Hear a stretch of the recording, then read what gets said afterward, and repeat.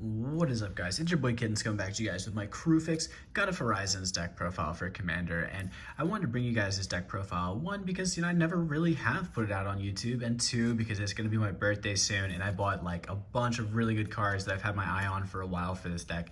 So, Kruphix, and as you've seen, I have Krydell and Thrasios as my backup commanders, just if I just feel like switching it up. So I thought that was just a little bit of fun to do.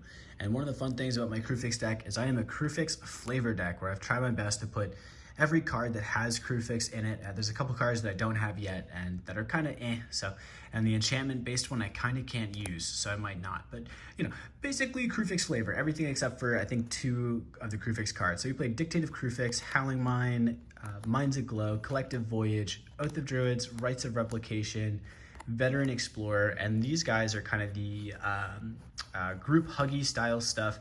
A handful of the cards are extremely powerful. For example, Oath of Druids and Collective Voyage, 2 separate cards that are extremely powerful. I would really recommend playing them inside of any green deck. If you don't know, Oath of Druids is like at the beginning of each player's upkeep, that player chooses target player who controls more creatures than he or she does and is his or her opponent. The first player may reveal cards from the top of his or her library until he or she reveals a creature card. If he or she does, their creature, oh my god, so many words. Basically, any player on the board points at somebody, and if they have more creatures than you, you reveal cards off the top. I should have just did that from the beginning. I'm so sorry, guys. You just reveal cards off the top until they reveal a creature, and they just free play it, basically allowing everyone on the board to free play creatures. And I've had all kinds of just insane, interactions with this. By insane interaction, I mean someone gets, an 8-10 CMC thing, and they're like, oh, by the way, this is like turn 3 or 4. Oh, Mew Mew. Oh, she is hunting a fly down. She's like jumping against the wall, so you might hear some random banging. But here are the remaining creatures of the deck that we play. So Forgotten Ancient, a lot of fun. I've had this actually forever, ironically. Forgotten Ancient, great card. Can move 1/1 counters around the board, gets 1/1 counters whenever players cast spells. Joriel, we get a creature every time we draw our second card a turn. Definitely awesome, considering we have so many different draw engines. Scavenging Ooze is just a good isolated card. It gives us a little bit of life gain and a creature at the low end that's pretty decent. Chasm Skulker, it's just kind of like a really great one-of, can end the game by itself. Cosmos Serpent, same thing, great one-of, can end the game by itself. Soul of New Phyrexia also can end the game. We pay 5 to give everything we have indestructible, and it just slowly makes it so that we can't, no one can really do anything about our board outside of exiling. Soul of New Phyrexia can potentially win us the game. Body of Knowledge, a great card, just kind of reminds me of Kruphix with the multi-arms and the flavor of it, having the max number of hands and whenever, and then drawing cards when you're dealt damage just kind of matches really well with Kruphix. Phyrexian Triniform, this is one card I saw that I was just like, I just need to get it. Just super crazy. Encore 12, exile this card from the graveyard. For each opponent, create a token copy that attacks that opponent this turn. If able, they have haste. Sacrifice them at the beginning of the next end step. So this is just like one of those really funny ones where you bring this guy out, he makes a couple, golem stuff guys when he dies, and then you can Encore 12 him to just hit everybody for 9. And I think that's really cool. It might eventually come out because I think there's better things to do for 9 mana and 12 mana. So it depends. But for right now, I have him in there. And then, so this is, I think this is all the creatures. I think there's some more creatures and like a ramp creatures later. But so here's some draw cards: Dig Through Time, Treasure Cruise, Factor Fiction, Ponder, Preordain, nice and shiny. I just pulled this. This is super epic.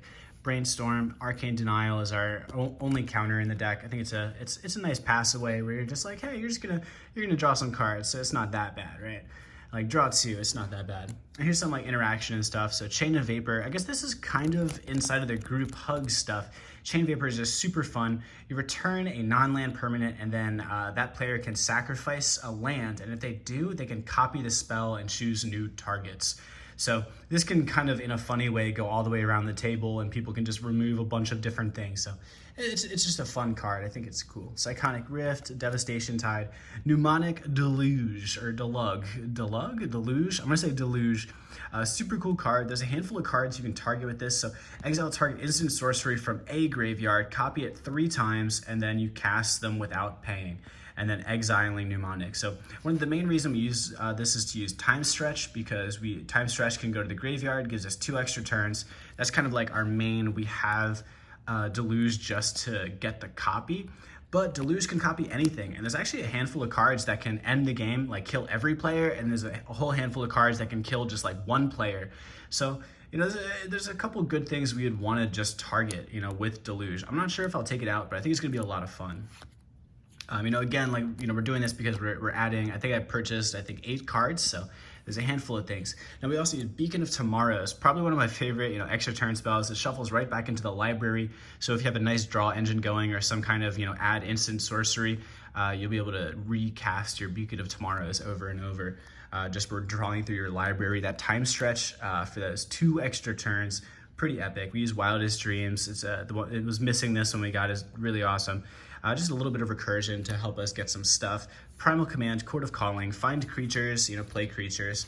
And then here's some ramp stuff. So we have, this is our spell, you know, ramp. So a Burgeoning Exploration, Search for Tomorrow, Mana Drain, Cultivate, and then here, so that's a spell ramp. And then here's our creature ramp. So there's our Satyr Wayfinder, Trinket Mage, Sakura Tribe, Coiling Oracle, Yavimaya Elder. I'm gonna say that. That's fine. That's fine. Shaman of the Forgotten Ways. Really fun card. I have Formidable someone once. Super cool. Super cool. You can kill a player if you have enough creature power. Super fun. Now I play Prophet of Kruphix. Hey Mew Mew. Now I play Prophet of Kruphix just because it's a Kruphix flavor deck. If I just bring it up at the play table and be like, hey, this card's banned. If you want me to replace it, I will. And then, you know, I have like a little side deck I keep over here. Like here, just conveniently, like 5 drops, Solemn. Like, you know, I'll just replace it with something random that fits in, just with what I want to do. Okay, so then. So that's that stuff. And I'm also, one of the things I'm getting in the mail is the other version of Prophet of Kruphix. It's I think it's called Seedborn Muse. It's the same effect, but you don't get creature cards with flash. So there's actually cards that are still available in the format that, yeah, just aren't banned. Like, it's like, oh man. It was funny. So I purchased the card when it wasn't banned. It got banned like right after. Oh yeah, this is one of the cards, if you had watched a little bit ago, we just pulled a Jeweled Lotus. Super excited about that. That's gonna, you know, really upgrade the deck. It's basically one more time where you get Soul Ring or Jeweled Lotus, where you get a turn 3, turn 2 Kruphix out, which is just awesome. Super crazy. So Everflowing Chalice, Jeweled, Soul Ring, Thought Vessel, Sky Diamond, Mind Stone, Felwar, Moss Diamond for both of my diamonds. Super cool. Arcane Signet, Simic Signet, Dark Steel Ingot, Chromatic Lantern, Commander Sphere, and Horizon Stone. Horizon Stone is just one of those fun ones where, you know, it has the Kruphix God of Horizons flavor text where it says, Kruphix once dreamed that he traveled beyond the edge of the world to an unfamiliar land. Curious, he picked up a rock and awoke to find it had followed him from the dream into reality. And, you know, I think it's just a really, really cool flavor text. The only way that I think I would want to use this, like practically, is if someone kills Kruphix like at least once in the game somehow. You know, he does have indestructible, so, you know, somehow exiles it, something, and then we're just like, you know what, I'd rather just pay 5, play the Horizon Stone to just get the mana ability to, you know, yeah. So I mean, it's playable, but it's not exactly what we would want to do 1,000,000%. Still cool though. All right, so a bunch of lands, basic lands. I think there's 15 basic lands. I use this cool one to tell me when I'm out of basic lands when I'm searching through, and then Terramorphic, Evolving. This is like, so any color lands, Exotic, Pathway, Forbidden, Command Tower, Opal Palace, and then the one proxy in the deck, the card that I don't have yet, still looking for it, want to trade for, don't really want to buy, just Misty Rainforest. I think it's kind of fine. Whatever. Who cares? Not a big deal.